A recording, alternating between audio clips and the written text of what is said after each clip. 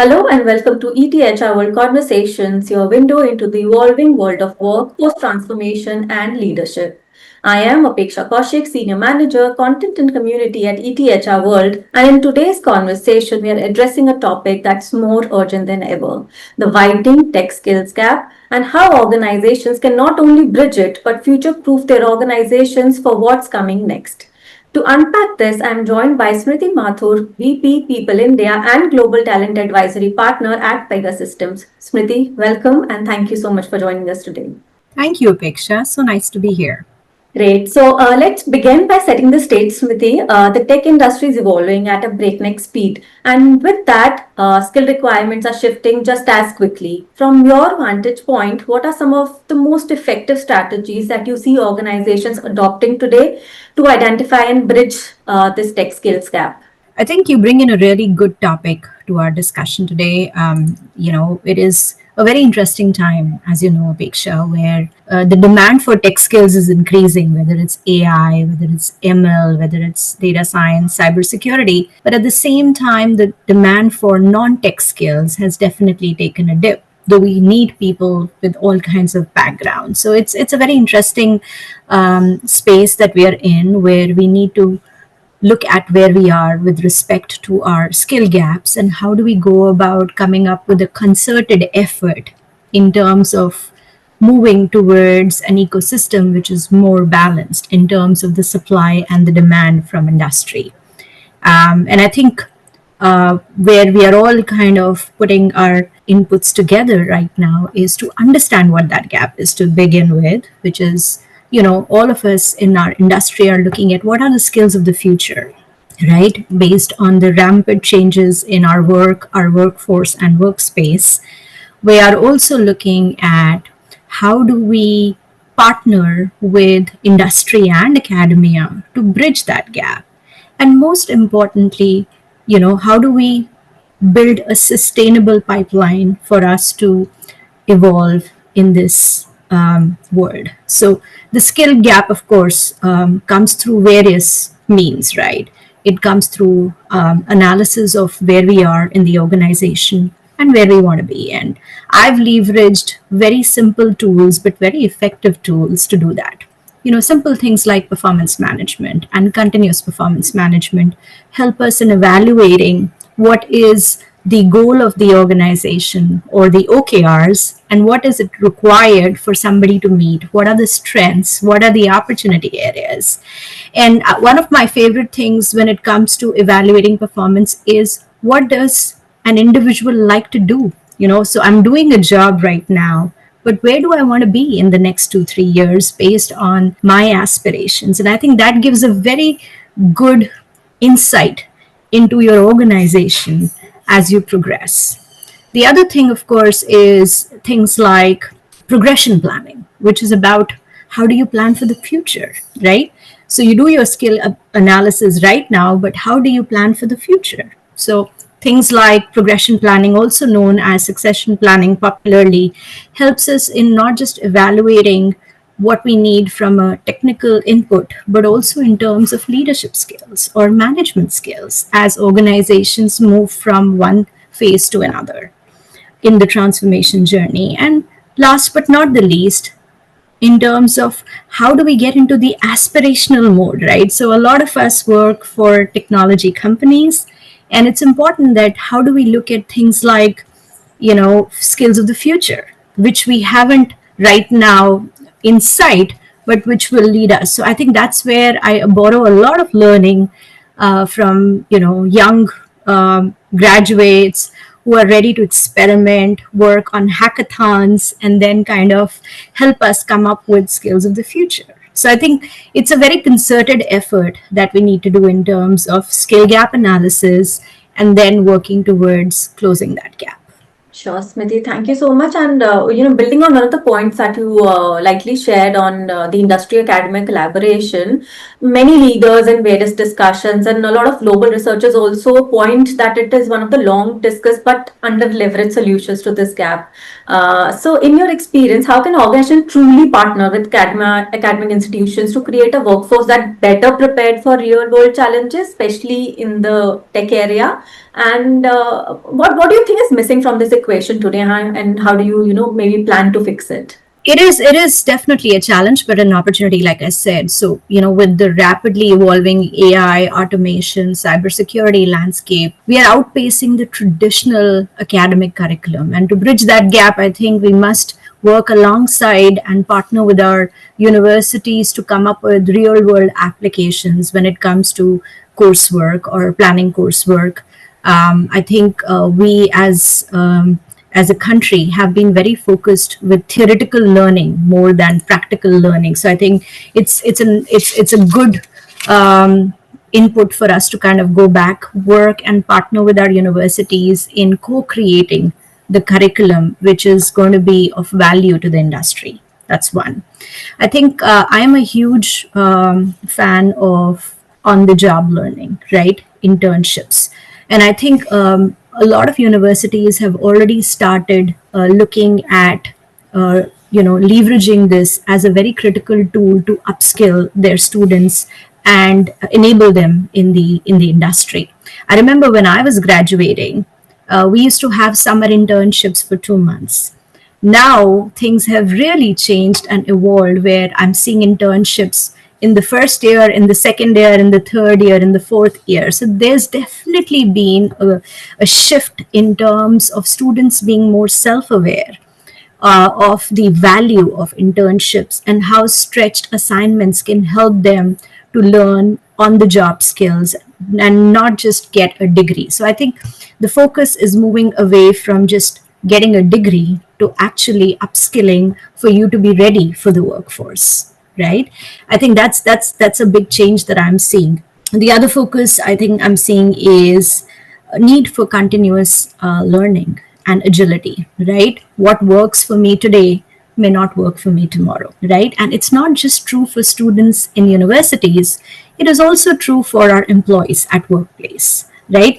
If it's a challenge for young graduates, it is also challenged for experienced workers because there is a high speed of change, and there is a huge disruption in terms of the speed of the change, right? And what we need to kind of bring in as efficiency. So I think learning and agility along with adaptability continues to be on top, whether it is through internships, whether it is through co-creation of the curriculum. I'm also a huge proponent of things like guest lectures because it pairs industry with students in terms of sharing real life experiences, and I'm used very very effectively in terms of learning on the weekends, learning where students are available to kind of embrace that, and also working with university boards in terms of how can they plan for the future. Smriti, shifting gears a bit, the rise of hybrid and flexible work models has changed not just where we work, but also how we lead, engage, and develop talent.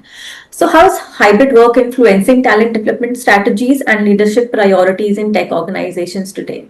Sure, Apeksha. I think hybrid has definitely given us a good insight in terms of where we are and where we need to be when it comes to building talent development and also leading talent, right? So, how do we enable career development in a hybrid workforce is something that is we're all kind of working and kind of learning on the ground. And I think what has been my biggest learning is it's very critical for us to have proficiency in digital tools and technologies, right? The fact that you and I are here, we've actually broken the physical barrier, but not just leveraging technology, but embracing technology would become very very critical as we go forward. I think it also helps us in flattening the boundaries when it comes to degrees, skill sets, because it helps us in looking at competency based hiring. It helps us in terms of identifying key talent as we go forward, because more and more people can upskill themselves at their own pace and self paced learning. The only challenge through self paced learning is hybrid is also teaching us that one needs to be more self disciplined and self managed, right? It's important that we register and we learn, but it is also important that we continue to experiment and learn through stretched assignments, through job rotations, through internal mobility, our new learnings, for us to make sure that we are getting the right exposure and the experience on the go. And I think we should also identify that it also needs leadership and management to start focusing on empathy and flexibility as we lead. I think it will become very, very critical for to get the highest potential and drive high productivity through emotional intelligence and not just through performance management. When I say that, what I actually mean is that you're leading with flexibility, but you're also helping your teams to embrace their strength and their flexibility as you go forward. Whether it is prioritizing things, whether it's bringing in communication transparency in terms of what needs to be focused, I think will become very, very super critical in terms of building that trust, building that connect in a distributed team environment. And last but not the least, very important for leaders to bring in outcome based goals so that they can help and navigate the employees in the right direction. Sure, Smriti, for that point. I'm sure that, with hybrid workplaces, the work comes in from both the leadership and the employees also, because you need to build up that kind of a loyalty, trust in each other, so you can navigate this new space smoothly. So coming to your own organization now, Pega Systems, we'd like you to share a few successful initiatives or programs from Pega that have made a tangible difference in closing the skill gap within your workforce. Maybe if you can shed light on what has worked well so far and what are you still experimenting with. Absolutely. And Apeksha being a leading product organization in AI and workflow automation, I think we've been very, very thoughtful in terms of making the right investments, not right now, but I think we started very early. So back in 2016, right, we started our university academy program and then kind of expanded it globally to train over 10,000 Pega professionals who are certified. And this is basically a very diverse workforce with very comprehensive university level courses covering business architecture, senior system architecture certifications that engage with students for more than 400 plus hours while they are studying. And I think the whole premise of the university academy program is it has a dual implementation mode, or I would say it provides a full service, right, from identifying students, training them, and then deploying them through the help of our partners, in terms of their next role or their next job. So we partner with Talent Sprint in providing end-to-end recruitment, training, and placement services when students come to us in this program. So I think it's fairly thought end to end, and it also enables graduate upskilling where in existing university graduates can also do co-ops through certification programs and create an internal type talent pipeline for the industry. We do this at a graduate level. We also do it at master's level in business schools where we have comprehensive programs in terms of working on the curriculum with MBA colleges and other universities. There are team members on who are working in terms of especially designing those hours. Like sometimes for the master's program, we go about 150 hours of engagement.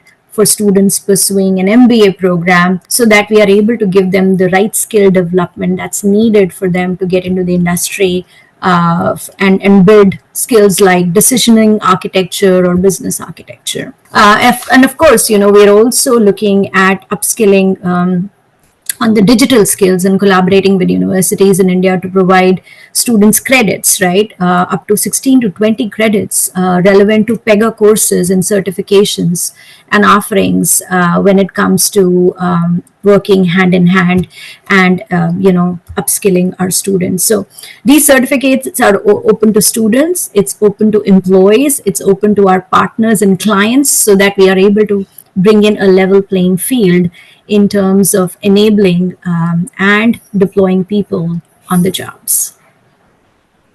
And of course, we do a lot of mentoring and job shadowing and internships, which help us in terms of making sure that we are able to practice those skills that we learn, and make sure that we're able to build in strong pipeline for business. That's a great initiative, Smriti, and congratulations on that. We'll look forward to seeing more updates on this. So before we wrap up, let's look ahead, and I'd like to know what are some of the key trends or shifts do you foresee defining the future of the tech workforce and shaping HR practices maybe in the next couple of years? Are there any predictions you'd like to leave us? Yeah, I know. I think a lot of research work is right now going on, Apeksha. I think we've had Gartner telling us that 20% of the organizations will use AI to revisit their structures in terms of the workforce and the workplaces and how they are designed. AI will handle information workflow for things that are routine jobs, right? And and that will help us in terms of redefining leadership skills, creating new employee career paths. And I think there is a lot of momentum right now, like we were talking, Apeksha, in terms of skill-based hiring as against degree based hiring. So there's going to be a lot of focus in terms of everyone having a level playing field, whether you are a computer science graduate or a non-computer science graduate. It's both an opportunity and challenge. Everybody will have the opportunity to learn AI skills in terms of building efficiency. So using AI as a toolkit more than a competition, so that you can start doing more things. Example, I come from HR world, and me, including myself and my team, we are right now learning prompt engineering. We are learning and certifying ourselves on AI skills so that we can do our job better, and we can start moving from doing the day-to-day job to more strategic things which create a great employee experience. And similarly, software engineers will be focusing more on creating great client experience. So there will be a continued focus not just in using and driving efficiency, but also building soft skills. And I've shared that in multiple forums, right? There is going to be a growing need for us to learn how to communicate effectively, integrate the dots through critical thinking, because if your routine processes are getting automated, you need to be able to connect the dots and guide the systems and guide the stakeholders in creating the right results. So I think having critical mindset, having the right communication skills, the ability to kind of reach out and create that wow experience, and the speed of creating that would definitely need us to think and act differently. Smriti, thank you so much for sharing these thoughtful and actionable insights with us. It's conversations like these that help HR and other business leaders navigate the complex and ever evolving talent landscape with a little more clarity and confidence. So thank you so much for joining us today and sharing all these interesting insights with us. Pleasure was all mine, Apeksha. Thank you so much. Thank you so much. And to our ETH World audience, stay tuned because we have more leadership conversations, expert views, and people first insights coming your way right here. Thank you so much for watching. Thank you.